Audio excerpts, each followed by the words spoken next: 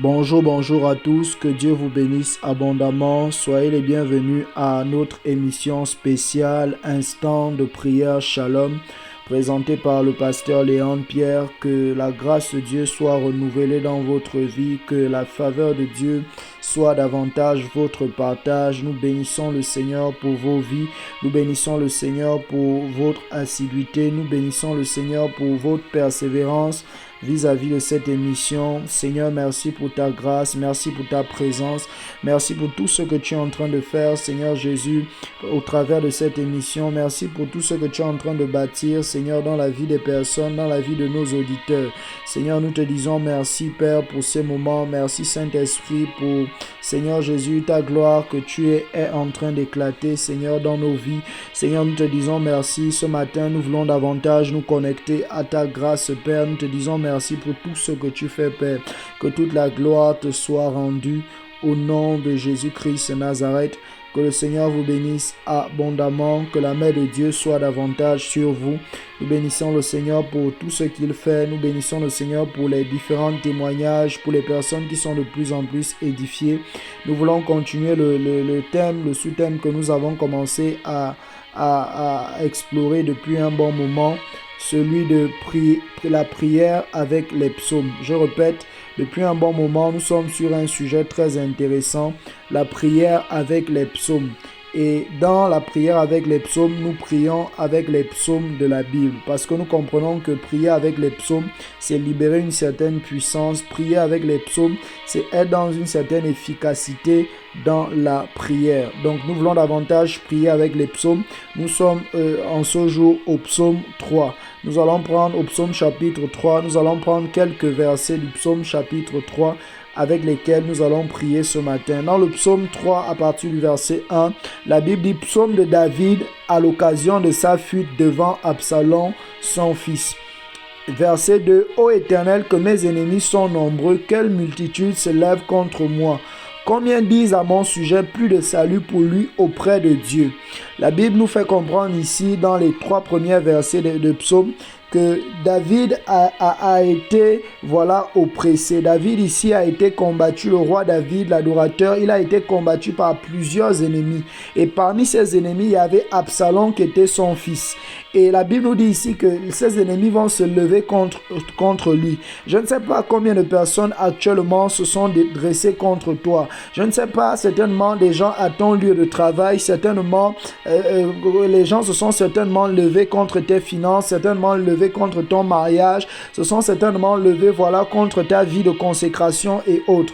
Mais vous devez savoir qu'on est constamment dans un combat spirituel. Et ma prière pour toi ce matin est que Dieu te donne assez de force. Tu as certainement beaucoup d'ennemis avec toi, qui sont contre toi. Tu as certainement des ennemis qui se sont dressés contre toi. Mais laisse-moi te dire qu'en Christ, tu es plus que fort. Au verset 4, il dit « Mais toi, Éternel, tu es mon bouclier, tu es ma gloire et tu relèves ma tête. » Ici, David se tourne vers Dieu et il dit à Dieu qu'il est son bouclier. J'ai envie de dire à une personne, à une catégorie de personnes ce matin, Dieu est ton bouclier à ton lieu de travail où certainement on te marginalise. Dieu est ton bouclier certainement dans ton lieu de travail où on veut faire tout pour t'éteindre. Dieu est ton bouclier pour toi qui passe des temps difficiles dans ton foyer.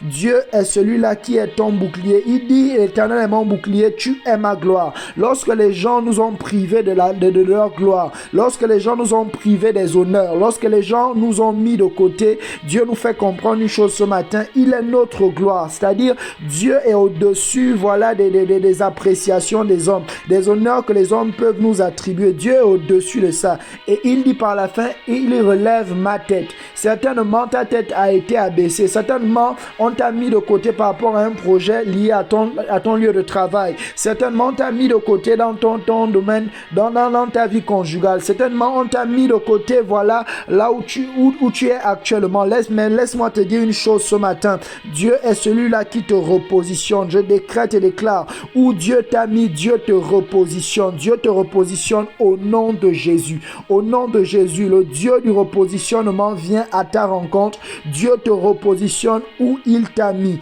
Au nom de Jésus-Christ de Nazareth. La Bible continue au verset 5. Il dit, de ma voix je crie à l'Éternel. Il me répond de sa montagne sainte. Je déclare ce matin que tu inaugures une nouvelle saison des réponses inattendues de Dieu. Dieu décide de te répondre parce que le silence de Dieu ne signifie pas que Dieu ne t'écoute pas. Le silence de Dieu ne signifie pas que Dieu ne prête pas attention à tes cris. Le silence de Dieu parfois veut traduire une manière de te dire qu'il veut que tu pries davantage. Le silence de Dieu ici peut engendrer en toi le sens et la persévérance dans l'intercession. Dieu peut parfois se taire sur un sujet de ta vie parce qu'il veut mieux te parler, parce qu'il veut t'amener certainement à changer. Je décrète et déclare pour toi que Dieu te réponde. Au nom de Jésus-Christ de Nazareth, Père. Il dit au verset 6, je me couche et je m'endors, je me réveille car l'Éternel est mon soutien. Je déclare que Dieu est ton soutien. À ton coucher, Dieu est ton soutien. À ton réveil, Dieu est ton soutien. Au nom de Jésus-Christ, Dieu est ta force. Il dit au verset 7, je ne crains pas les myriades de peuples qui m'assiègent de toutes parts. David dit ici qu'il ne craint pas les peuples qui veulent l'assujettir parce que Dieu est avec lui. Je déclare que Dieu est avec toi. Ne regarde pas tes ennemis, ne regarde pas tes oppresseurs, mais regarde au grand Dieu que tu pries. Je décrète que la force de l'Éternel est ton partage durant cette journée. La force de l'Éternel est ton partage dans ton lieu de travail, dans tout ce que tu entreprends pour la gloire de Dieu.